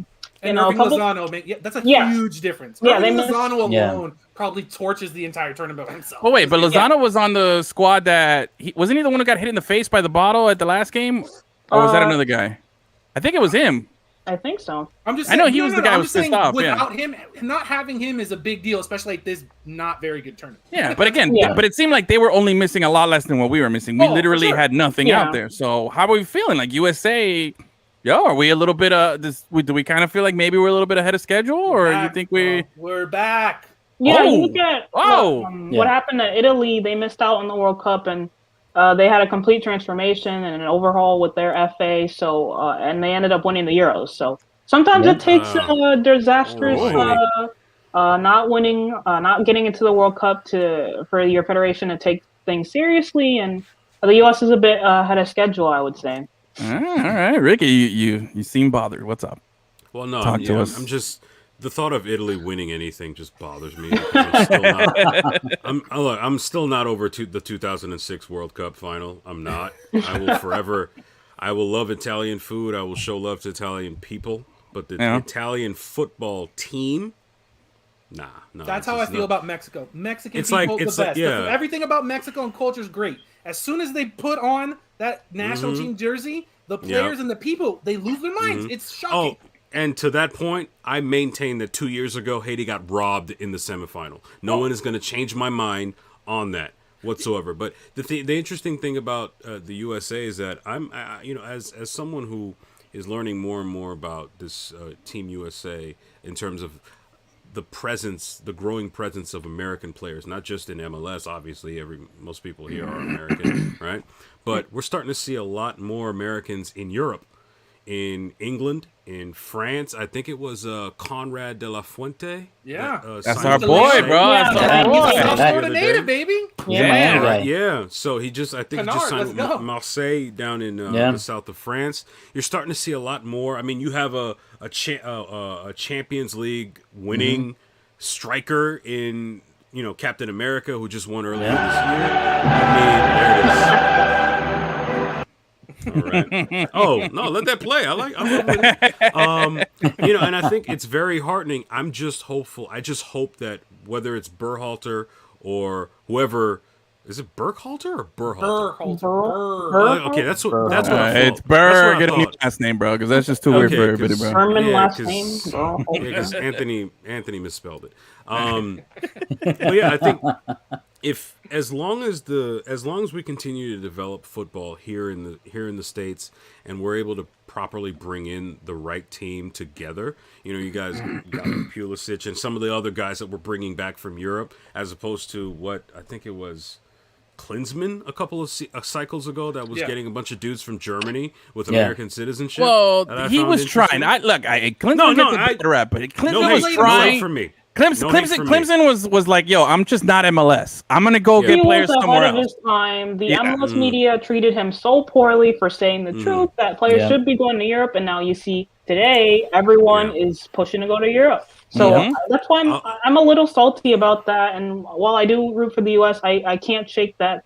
How they just treated him so poorly for stating the truth. And I agree that look, I was big into that hire, but he played himself like. Yeah. What is it? In the 4 years he was here, he never played the same back line twice. Yeah, the tactics were iffy. So. Yeah. By the way, good, better, Dest. That's what's up. That's the man. That's right. Serginho. Yeah. Well, so I think ultimately, the more and more soccer, and it feels weird saying that now, but soccer stops being a suburban sport. Wait. Bullshit. Hey, it's football, okay? No, I mean soccer stuff here, bro. No, it's alliteration. I'm doing it for alliterative purposes, okay? As soon as soccer stops being suburban here in the United States, you're gonna start seeing, because I saw this meme the other day, like, oh, the Team USA is not black, and all right, whatever, yeah. But as soon as soccer stops being a suburban sport, as someone who grew up in Boca Raton, Florida. Once you start bringing the sport to the non-suburbs, I definitely the city, bro. Yeah, you're going to see it. Because look, here's the thing. I'll say this as an American. Maybe it's American pride or whatever. There's no reason why we shouldn't be a top 5 team in the world, even with Brazil and all these. Because here's the thing. This country has everyone in it. Yeah, everyone. Germans, Brazilians, French, Italians, from everywhere in the world. There's no reason why we shouldn't have that. So I think, maybe it'll take another generation, maybe even sooner. I am heartened by what I've seen. I mean, I basically watched the same 2026 World Cup in America. Look, and we're lifting I that watched the same USA-Mexico final twice in one summer, and it was encouraging, even though it felt more like USA escaping with a win as opposed to going in and getting it, And I think once we reach a point where Team USA is going in there and just beating them straight up, as opposed to, oh my God, we actually beat them in extra time. Woo! Once we get away from that, I think that then we'll be ready to take the next step, and we won't necessarily have to poach people from other countries for the sake of citizenship to do it. I agree. We're on our way to do that. I think MLS has, been a huge part of that. The academy system has been growing. It's been getting better, compared to the Mexican side. Liga MX isn't a league where you take the step to Europe because a lot of these Mexican teams want to retain their Mexican homegrown talent, and then they slap on these crazy fees on these guys, and then no European team is interested in buying, a $30 million 18-year-old from Chivas. So it's like with MLS teams, look at Sam Vines. I believe he's heading over to, I think, some random Belgium team. But that's good. He's going to Europe, and Bucio's going to Venezia. All the Dallas kids, bro. All those kids are playing Dallas head overseas. Dallas and Philly now. Those are the two that are just cranking out talent all day. Hopefully, Inter Miami soon. It'll take a couple years, but and I think Anthony makes a good point because I see he mentioned that MLS is one of the lowest pay scales in American sports. Look, I understand that. I understand. I remember doing a presentation in grad school once about how given the growth potential of football in the United States, there's no reason why MLS, in terms of when you combine the different demographics that could actually be interested in the sport, why it shouldn't pass hockey, it shouldn't threaten seriously MLB, and it shouldn't be in the same tier as American football and the NBA. And when you look at how the MLS, if they figure out their CBA, if the players union, gets some toughness lessons from either the MLB's CBA Players Union or the NBA's Players Union, and you start to see more of a situation where it's like, okay, we need to widen this league in terms of how players can be acquired and all that other stuff. Then I think we can start really seeing some real development in MLS to the extent that they could potentially become the most powerful American sports league among the continents. Yeah, the only big thing holding MLS back is MLS. That's it. Yeah, exactly. It's a cash cow for them right now, and they're going to keep charging, ridiculous fees for people to get in, and they're just going to milk it. Eventually, it's basically got to come to a complete stop, and then they're going to be like, okay, we have to change it, and then they might roll into something that's more beneficial in the bigger picture. But right now, it's a cash cow. These teams are making money. There's no penalties for not being a good team. There's no pro rel. There's nothing. It's just nothing stopping you. They're just collecting money. They have structured pay. Miami gets essentially $2 million is like a slap on the wrist to them. You know what I mean? Although you lose a radio station, so a bunch of our local friends here get kicked. Get the boot, but it's a joke though. If they were to take it seriously and really realize, hey, how, like you said, how can we threaten these other leagues? There's a pathway to it. They just like Achilles says, they're just standing in their own way. I don't know, Alex. I think you said you might want to say something, but once you're done, I have a proposal. I want to run this by you guys to see maybe if this is something that if it's applicable to MLS, then we could really see something. But all right, bro, we're on it, bro. You're part of the board now here at Lemon City. All right, Alex, what do you got? I think eventually they're going to keep expanding until they can have a 40-team league with 2 tiers. Because I know USL, they're trying their own pro rel thing separate from MLS because they're tired of waiting on what MLS is going to do, and they keep dragging their feet. So I think, I heard Vegas was a potential expansion city, and I know Charlotte's coming in soon. I think MLS is going to keep expanding until they get to 40 teams and have MLS 1, MLS 2, and have that be that pro rel. There's tons of money there. There's tons I mean, like the fee is like, but like what's the fee? Like 100 million? Yeah, it's a crazy fee. They can't keep doing that. Yeah, and there's really good. I mean, look.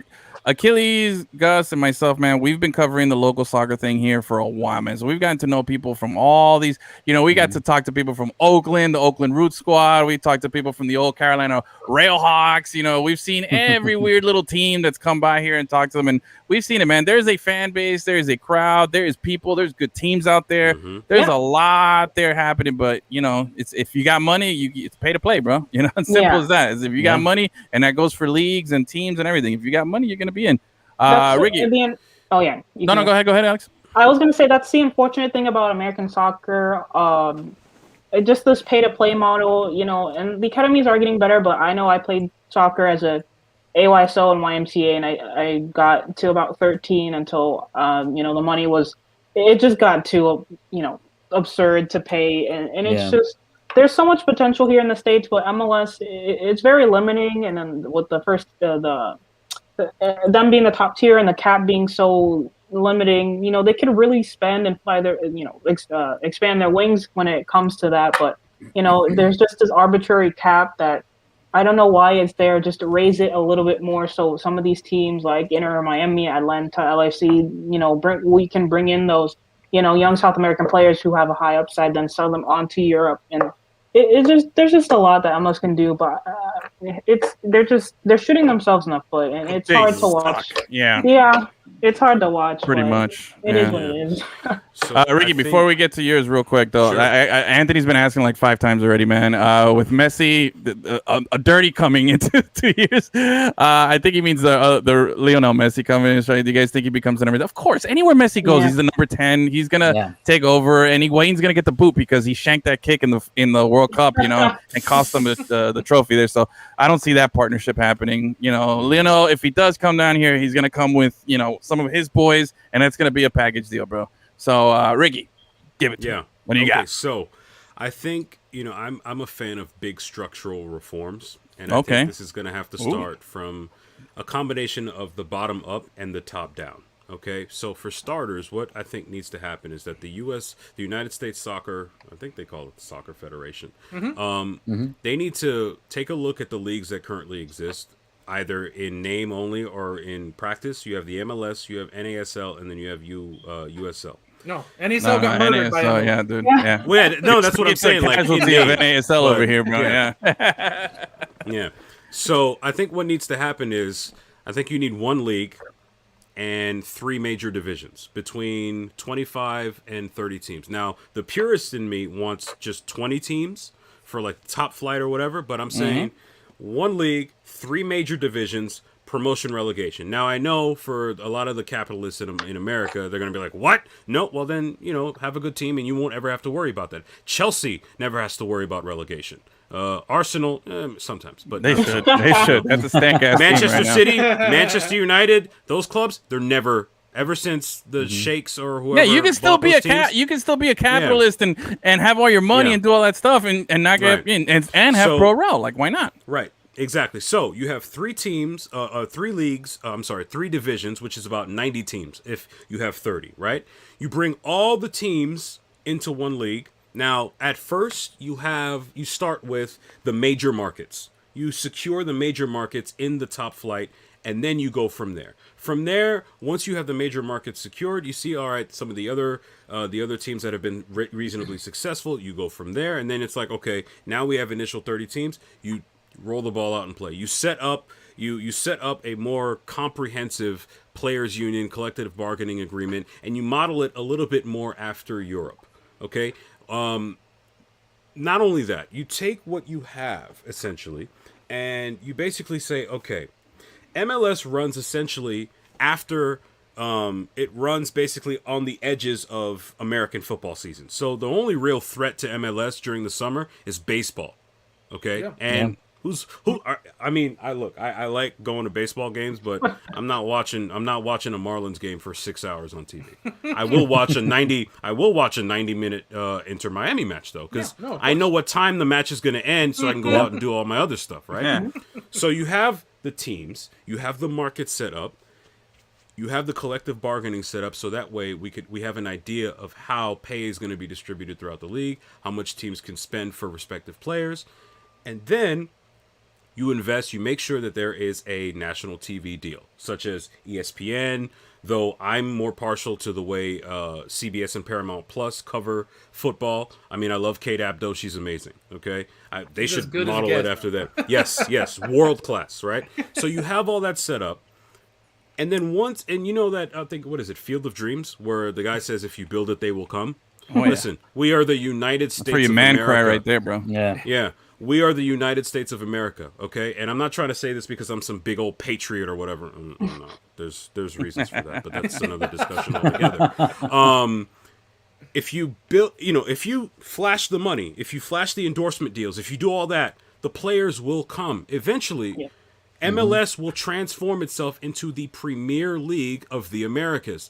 No disrespect to the Brazilian leagues and all that stuff and all that, but I have no problem having MLS as a structure where they are the final stepping stone to Europe if a player chooses to go that far. Because not everyone's going to want to go over there, especially when the football opportunities exist. When you have MLS, NBA, and NFL pretty much running the table in North America, the sky is the limit for the league. The sky is the limit. And if you, especially considering you have New York, LA, Miami, Chicago, Dallas, Seattle with their huge crazy fan base. You have the different and you have the different you have different tournaments, such as you refashion the US Open into the Americup. You rename it into the Americup. You allow for the what's it called, that the tournament that the fans in the Inland Empire basically created for all those teams in those regions. The FA Cup?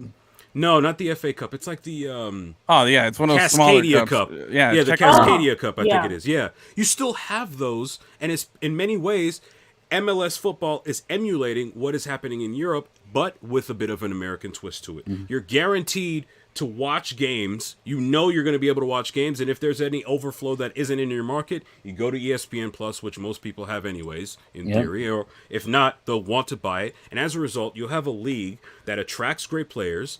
You have a league that not only is invested in developing homegrown players, the same way the English are proud of homegrown acquisitions. You have all these things coming together. The game is not just in the suburbs, but they're moving into the inner city where all the other athletes, because not everyone's going to make the NFL, not everyone's going to the MLB, not everyone's going to the NBA. But if you create a scenario or a situation where football is made accessible to all these guys, and not only that, they see the money-making potential of a player that plays in MLS, the after effects will be crazy. Not only do you have a competitive and a fun-to-watch MLS, but you have an even stronger Team USA as a result. You have a wider field, and who knows, best case scenario, you have an embarrassment of riches like the French selection, where you could pretty much build a World Cup team from the guys that got snubbed. It's possible here in the United States. Yeah, we have all the resources, like you said, so man. We have everything in line. That's pretty much my general idea. I have all this stuff written down. The problem is that's my general idea. Achilles, give it to him. MLS and the USSF are joined at the hip, so they don't care about anyone else. They're two entities that rely on each other to make money, and those people don't give a shit about growing the game. They just care about putting money in their own pockets. So the problem is, what you're saying is what all soccer fans in the U.S. are saying. It's like, it's so easy. Just open up the game. Get rid of salary cap. Like, it's not that hard. But the people who run the game, unfortunately, they don't give a shit. Because like any other CEO in any other company, they don't actually care about putting out a good product. They want to put out a product that's good enough while making money. That's where it's at. They can make so much more. That's what a discipline. But we can't even get universal health care. How are we going to get universal soccer? This is not going to happen, man. We can't get these things right, man. I'm telling you. Look. Yeah, that's the problem is that the people who run U.S. soccer don't care about American soccer. They care about MLS. American dollars. They just care about money going into like five guys' pockets. They don't care about, like, they could make more money, but then they have to do work and they have to worry about them. It's so much easier for them to just be like, I don't care. We have MLS, all second dirt division. You guys can suck it. The national team is all they do is try to push MLS. You know what I mean? Yeah, it's a joke that we're so advanced, we're so full of resources, we're so full of people, and yet we're like the weakest of any of the major soccer. Just bad leadership. It is, and like I said, to me, everything you're saying is right. We saw it happen with the destruction of the NASL. We saw it when Ricardo Silva said, "Hey, we'll give you a $4 billion streaming broadcasting. Yeah. Let us renegotiate. The only thing we ask is ProRel," and MLS said no. $4 billion is not enough. So it's one of those things, like we've seen it. It's unfortunately when that money runs out, when they hit that they can't, suck people's money out anymore. That's what they're going to have to stop, take a look in the mirror and say, okay, what do we do now? And that's when maybe the opportunity might come for somebody to step in to a leadership role and guide these people where they should be going. But until then, man, like this guy says, they're joined at the hip and money's pouring in right now. And they're just sitting back collecting and they don't give a fuck. That's it. Straight up. They don't. Do you want to be an MLS owner or do you want to be an NFL owner? There is at some point in the near future, if everything works and if they listen, it could be indistinguishable. Yeah. Because if you own a sport, if you like, all the NFL owners want to become MLS owners, right? Yeah. So that's the thing, right? So Homeboy from Atlanta. When Mark Cuban bought, right, when Mark Cuban bought the Dallas Mavericks, I think they were maybe a couple. 25, 30 million, something like that. They weren't that much. Now, if he sells the Mavericks, you're talking about $3 billion easy. You know? All someone needs to do is make a case study of the NBA's growth from 1984 to 2003 and see how player contract values, sponsorship values, and all that other stuff. And like you can see, and the thing is, obviously, the NBA has had a huge head start because, you know, the game basically was born in Canada and America, and they were able to take Team USA out to the world. But Team USA, for example, has a great showing in 2026. And the right heads realize, oh, snap, we can actually grow this some more. Even more than the last time Team USA looked good. By 2030, you could have a seriously viable MLS league. Because I checked the other day, in terms of attendance, top 5 in the world. Yeah. And MLS isn't even on the same level as a La Liga or a Premier League or even Ligue 1. Of course, So but what that's does that- because like, they've it's controlled. there. That's because they've controlled everything up until this point, so that they don't have a situation where they can put a team in a bad place where they're not going to get any fans because they charge a ridiculous amount of money and put such high standards on everything that you need to do. I'm telling you, they control it top to bottom. The only way this is going to stop is when the money runs out. But unfortunately, I don't see that happening anytime soon. But unfortunately, what does have to stop, I think we've gone a little, we've reached our time limit here. I think I'm good. But I want to, hey, Riggy, how was it, bro? How was it hanging out with the boys here, bro? You know, and Alex, you know, the women here. You know, we're all homies here. Look, I'm happy to be here. This was great. I mean, you know, I Yeah, bro. try to tune in. I try to tune in when I can, and I mean, you know, We appreciate it. We see you there on the comments, talking man. about y'all beards. You know? I'm Yeah, that bro. guy. Sure. But So, all right, what are you happy going to watch? What are you going to watch on Netflix? I'm gonna watch. Oh my God, it's like Race something. Drive to Drive to Survive. Survive. That's There right. we Drive to go. There we survive. go. Yeah, Alex knows knows. what's Alex up. Drive knows. to survive. Look, I know. Look, here's because like when I go into Netflix, it'll be right there waiting for me. I'm gonna be like, There you go. Yes. And then- Just think. Alex, did you pick a favorite racer yet? She got on board. I'm still going through it actually, so I'm just trying to grasp everything because it's so, you know. But she's It's a lot. on Team She's Mexico there. subreddits. There's not a lot of time. Yeah, I can exactly squeeze it in between a subreddit deep dive, you know, squeezing a little bit of the episode there. But you know, we know you're on, and Ricky, we know you're gonna love it. But hey, thank you for hanging out with us, man. We really appreciate it. The whole Heat talk, all the basketball stuff. Hopefully, you don't think I'm too crazy, but you know, I'm a little out there. But I appreciate you hanging out with us. I read the comments in our the streams. He's on You're Heat not Twitter. crazy. You're not.